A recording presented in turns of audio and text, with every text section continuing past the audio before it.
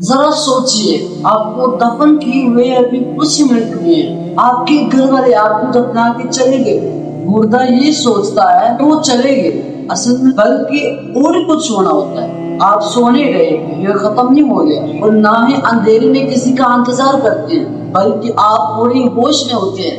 اور اکثر مسلمان یہ سوچتے ہیں کہ کیا ہم سو گے یا جنت میں چلے جائیں گے یا قیامت تک لیٹے رہیں گے۔ بالکل غلط، بالکل غلط۔ رسول صلی اللہ علیہ وسلم نے وہ بات بتائی اکثر مسلمان نہیں جانتے۔ موت اور قیامت کے درمیان ایک پوری دنیا ہے، اسے برزخ کہتے ہیں، یعنی کہ پوری رکاوٹ۔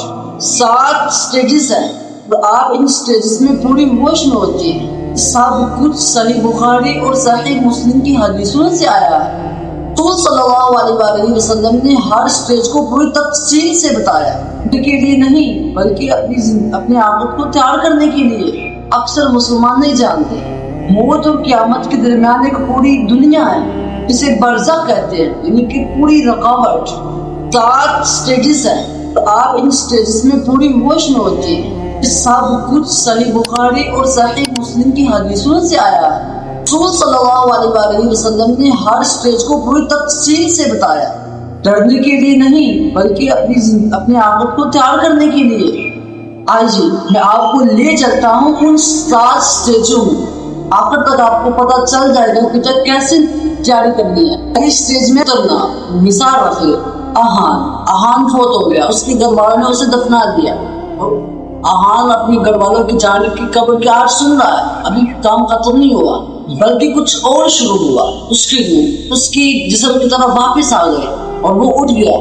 خاموشی، اندھیرا، بلکہ وہ اکیلا نہیں ہے۔ اگر اہان نے اچھی زندگی گزاری تھی تو اس کی طرف ایک اچھی صورت والا کے پاس آتا ہے، خوشبو سے لت پت خوبصورت چہرہ، اور اس کے پاس آتا ہے اور وہ آ کے کہتا ہے میں کون ہوں، اور وہ پھس کرتا ہے، کہتے تیرا چہرہ مجھے سکون دیتا ہے، اور وہ کہتا ہے میں زندگی میں تیرے ساتھ ہمیشہ رہا اور میں تیرے ساتھ رہوں گا۔ اور اگر اہان نے اپنی زندگی برباد کر دی تھی تو اس کی طرف ایک نا خوبصورت چہرے والا بدبو سے لت پت اور کہے کہ تیرا چہرہ میں نے نہیں دیکھنا، اور وہ کہتا ہے میں زندگی میں تیرے ساتھ رہا، اب میں تیرے ساتھ ہی رہوں گا۔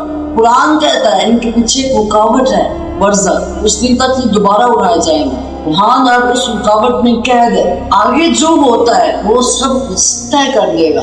اور کی طرف 2 ہستیاں آ گئی ہیں۔ دوسری سٹیج دا کویسچن، اہان کی طرف 2 شخصیات آتی ہیں، انسان نہیں لیکن کچھ باری باری آوازیں، 2 ہستیاں آتی ہیں، وہ کیا ہے؟ منکر اور نکیر، جو سوال کرنے آتے ہیں کہ آواز سے زمین کانپ جاتی ہے۔ آپ سوال پوچھتے ہیں تیرا رب کون ہے، تیرا دین کیا ہے، تیرا نبی کون سا ہے؟ اور اگر اہان اپنے ایمان پر جیا تھا تو بغیر ہچکچاہٹ وہ بتا دے گا کہ میرا رب کون ہے، میرا دین اسلام ہے، میرے نبی حضور علیہ السلام، اس کی قبر روشنی سے بڑھ جاتی ہے۔ اور اگر اہان نے اپنی زندگی صحیح نہیں گزاری، بس زبان سے مسلمان تھا، دل سے نہیں، جب وہ پوچھے گی ان سے تو وہ ہچکچائے گا، میں نہیں جانتا، مجھے وہ کہتے تھے، لیکن اس کے منہ سے نہیں نکلیں گے، گھبراہٹ چھا جاتی ہے اور اندھیرا اسے گھیر لیتا ہے۔ رسول صلی اللہ علیہ وسلم نے بخاری شریف کے اندر فرمایا کہ تمہارے سے سوال کیے جائیں گے اور تمہاری پوری قیامت اسی میں لکھی ہے۔ قبر اس کی سوال و جواب سے بدلنا شروع کر دیتی ہے۔ سٹیج 3 پھیلنا، دیواریں ہلنا شروع ہوتی ہیں، پھٹنا شروع ہوتی ہے۔ اگر اہان نے اپنی زندگی صحیح گزاری تو اس کی قبر اتنی وسیع ہو جائے گی جہاں تک اہان دیکھے گا وہاں تک اس کی قبر پوری ہو جائے گی۔ مشاہدہ، عوام ہوئے کسی محل کی طرح، وہ پھیل سکتا ہے، وہ اٹھ سکتا ہے، پھیل سکتا ہے، وہ اٹھ سکتا ہے۔